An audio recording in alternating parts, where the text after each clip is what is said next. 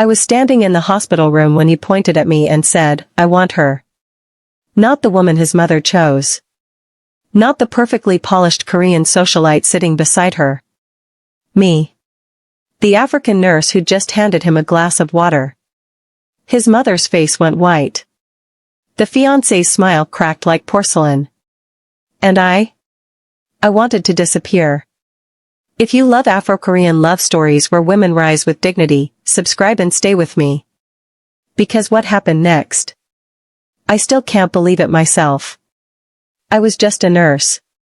Not even a good one by their standards. I was the foreign Heir, the one they spoke about in Korean when they thought I couldn't understand. I'd moved to Seoul 6 months earlier. Desperate for work. Desperate to prove myself. I took the overnight shifts no one else wanted at the private hospital where Korea's elite came to hide their problems. People like Kang Mi-ho never noticed women like me. He was the eldest son of the Kang family, the kind of name that made politicians nervous and CEOs bow. I'd seen him twice before that day. Both times, he looked through me like I was glass. His world was board meetings and magazine covers. Mine was double shifts and instant noodles. But that morning, everything changed. His mother had collapsed during a charity event. Minor stroke. I was assigned to her recovery room. I didn't know he'd be there.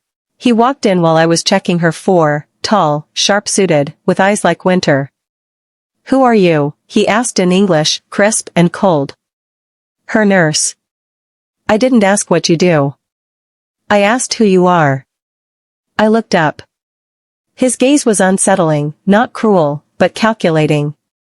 Like he was memorizing me. "Amara," I said. He repeated it once. Slowly. Then dismissed me with a nod. But as I walked past him, I heard him say to his assistant in Korean, "Find out everything about her."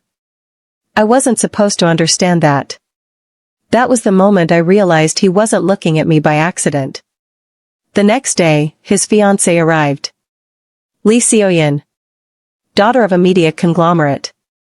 Porcelain skin, designer handbag, and a smile that never reached her eyes. She looked at me the way you'd look at dust on expensive furniture. "You're the help," she said in Korean, not bothering to lower her voice. "Try not to touch anything valuable." I bit my tongue. I needed this job.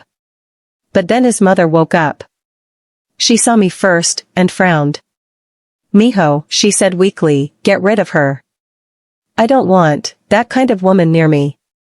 I felt my stomach drop. Seo-yeon smirked. I turned to leave. And that's when he spoke. "Mother," Mi-ho said, voice like steel, "if she goes, so do I." The room went silent. I thought that would be the last time I ever saw him. I was wrong. 2 hours later, I was called to the director's office. I thought I was being fired. Instead, the director handed me a transfer letter to the VIP wing. Private suite. Triple the pay. "Mr. Kang requested you personally," he said, avoiding my eyes. I didn't understand. When I arrived at the new wing, Mi-ho was waiting. "You'll care for my mother until she's discharged," he said. "No one will disrespect you again." "Why?" I whispered. He stepped closer. His voice dropped. "Because I'm tired of people deciding who matters." That was the first time I saw fear in their eyes instead of mine. Seo-yeon stopped visiting. His mother stopped complaining. And I started seeing him differently. He came every evening. Not to see his mother, she was always asleep by then. He came to see me. We talked. About everything. About nothing. He asked me about Nigeria, about my family, my childhood, why I'd left. I told him about my grandmother's hands, rough from years of farming, and how she'd kissed my forehead the day I left. She told me to be brave, I said. But I don't think she meant this. He was quiet for a long time. Then he said, "My father told me to be strong. But he never told me it was okay to be honest."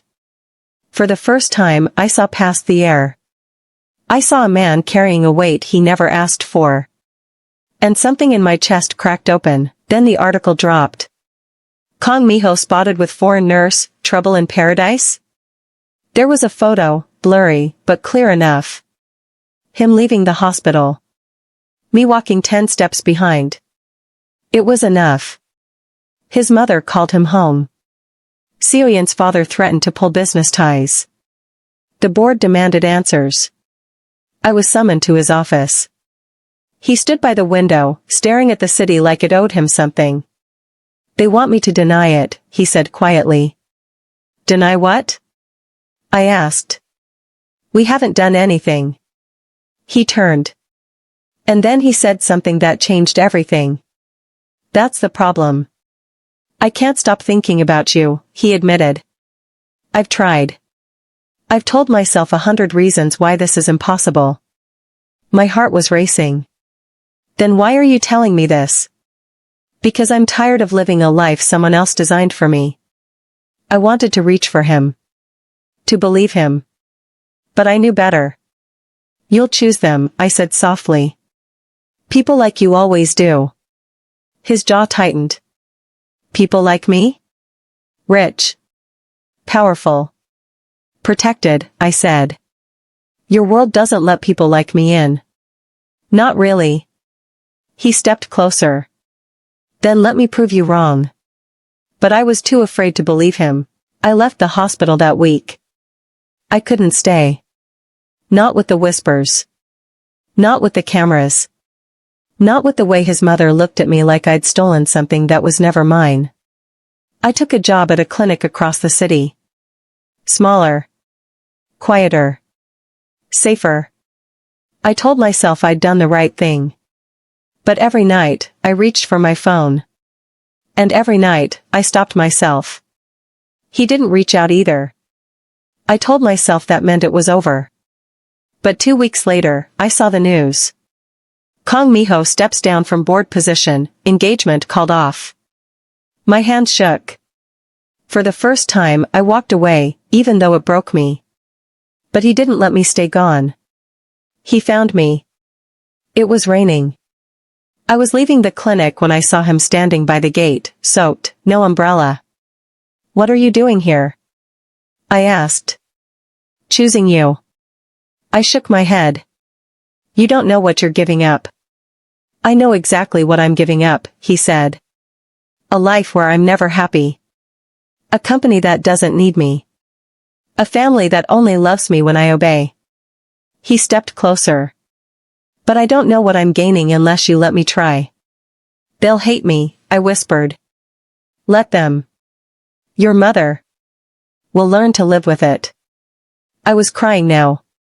Why me? He smiled. Soft. Real. Because you're the only person who ever saw me, and didn't ask me to be someone else. 6 months later, we stood in his mother's garden. She still didn't smile at me. But she poured me tea. That was enough. Miho laced his fingers through mine. Still think I'll choose them? He murmured. I looked up at him, this man who'd given up everything, not because I asked, but because he wanted to. No, I whispered. I think you chose us. And for the first time, I let myself believe it. Besties, if this story touched you, there's another Afro Korean love story on your screen right now. Click it, and subscribe for more stories like this.